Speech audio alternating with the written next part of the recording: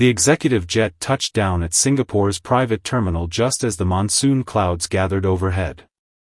Marcus Chen had been away for 8 months, longer than any previous business trip, overseeing the merger that would double his pharmaceutical empire's reach across Southeast Asia. He'd missed his daughter Lily's 9th birthday, her school play, countless bedtime stories. But the deal was done. He was finally home. His driver navigated the familiar streets of the Bukit Timah district, where mansions hid behind high walls and manicured hedges. Marcus stared at his phone, scrolling through messages from his ex-wife demanding more support payments, from his COO asking about the Tokyo expansion, from everyone wanting something. He hadn't called ahead. He wanted to surprise Lily.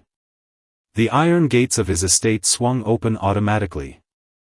But as the car rolled up the curved driveway, Marcus noticed something odd. The fountain was dry, filled with brown leaves. The gardens looked unkempt, hedges growing wild. His chest tightened.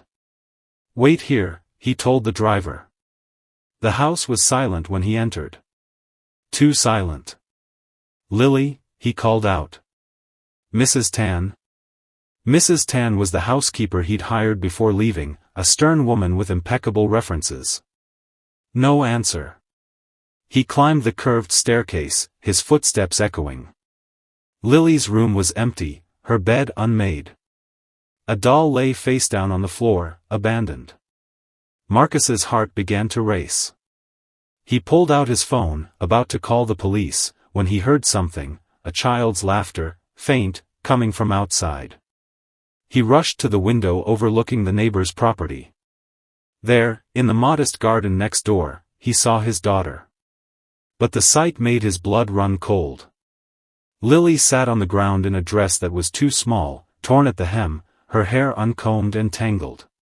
She was eating from a plastic bowl, hunched over it like she was starving. Standing over her was a woman Marcus didn't recognize, a Filipino woman in simple clothes, wiping her hands on an apron. Marcus flew down the stairs and out the back entrance, vaulting over the low hedge that separated the properties. "Lily," he shouted. His daughter looked up, rice stuck to her chin, her eyes going wide. "Daddy?" The Filipino woman stepped protectively in front of the child. "Sir, please. Get away from my daughter."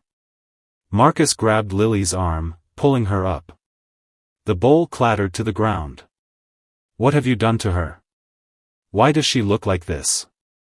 "Sir, I can explain. I'm calling the police." Marcus was already dialing, his free hand gripping Lily, who had started to cry. "You're keeping her here, making her beg for food like some street child. Mr. Chen, please listen." The woman's voice was firm now, urgent. "I am Rosa. I work for Mr. and Mrs. Fitzgerald next door. Your daughter has been coming here because you've been luring her over. Probably planning to ask for money, ransom." "Daddy, no."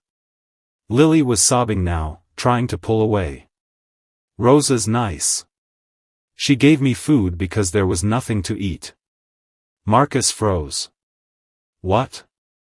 Rosa spoke quickly. "Your housekeeper, Mrs. Tan, she left 2 months ago. She took the money you were sending for household expenses. She locked the food away before she left.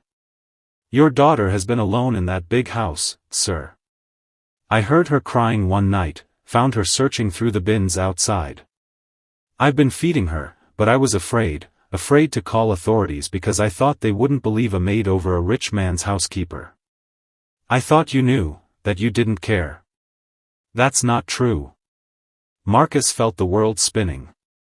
"I sent money every week. I texted Mrs. Tan constantly, she always said everything was fine, sent me photos of Lily eating dinner. Old photos, sir. Your daughter, she is very hungry. Very scared. She would not tell anyone because Mrs. Tan said you would be angry, that you would blame her for being too much trouble." Marcus looked down at Lily, really looked at her for the first time. She'd lost weight. Her eyes had dark circles. Her arms were thin, so thin. He dropped to his knees and pulled her close, and she buried her face in his shoulder, her small body shaking with sobs. "I'm sorry," she whispered. "I'm sorry I wasn't good. I tried to be good so you'd come home." "Oh God, Lily. Baby, this isn't your fault. None of this is your fault." Over his daughter's head, he looked at Rosa, this stranger who had shown more care for his child than he had. "Thank you," he managed. "Thank you for. I don't know what would have happened if." Rosa's expression softened. "She is a good girl. She just needed someone to see her." The next weeks were a blur. Police were called, charges filed against Mrs. Tan, who they discovered had embezzled nearly $200,000. Marcus hired a team of housekeepers, security, people whose backgrounds were checked and double-checked. But none of it addressed the real problem. One evening, he found Lily on her balcony, staring at Rosa's house next door. Rosa was hanging laundry, singing softly. "You want to visit her," Marcus said. It wasn't a question. Lily nodded, not looking at him. "She tells me stories about her kids in the Philippines. She's saving money to bring them here. She works so hard, Daddy, and she still found time for me." Marcus felt the words like a knife. "And I didn't."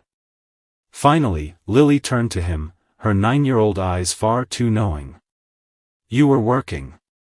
I understand. But..." She bit her lip. "Rosa says people show love different ways. You show it by working. She shows it by being there. Which one made you feel more loved?" Lily didn't answer, but she didn't need to. That night, Marcus made phone calls. To his COO, his board, his investors. He restructured his entire leadership team, promoted from within, delegated the international travel. People were shocked. Marcus Chen, the workaholic CEO, stepping back. Not stepping back, he corrected them. Stepping up. Where it matters. 6 months later, Marcus stood in Rosa's small living room, watching Lily teach Rosa's newly arrived children how to play a board game, everyone laughing and talking at once. Rosa's husband, Carlos, had found work at a local hotel. Their family was together now, partly because Marcus had sponsored their visas, helped Carlos find employment, given Rosa a raise and better hours. "You didn't have to do all this," Rosa said quietly, handing Marcus a cup of tea. "Yes, I did." He watched Lily, healthy now, bright-eyed, helping Rosa's youngest daughter understand the game rules with infinite patience. "You saved her. Not just from hunger, from thinking she wasn't worth someone's time. I can never repay that." Rosa smiled. "You repay it by being here. By seeing her. That's all children want, Mr. Chen. To be seen." Marcus thought about all the years he'd chased success, believing he was building something for his daughter. A legacy, security, opportunities. But he'd missed the truth Rosa understood instinctively: children don't need your empire. They need your presence. "I almost lost everything," he said softly. "And I didn't even realize what everything was. But now you know," Rosa said. "Now you choose different." From across the room, Lily looked up and caught her father's eye. She smiled, not the nervous, hopeful smile of a child seeking approval, but the genuine, unguarded smile of a child who knew she was loved. Who knew she was enough. Marcus smiled back, and for the first time in years, he was exactly where he needed to be. Friends, if you are enjoying our videos and want to watch new and exciting black man stories every day, then don't forget to subscribe to the channel. Also, make sure to turn on the bell icon so you never miss any of our latest uploads. Like the video and share it with your friends as well, so our community can continue to grow and bring you even more amazing content.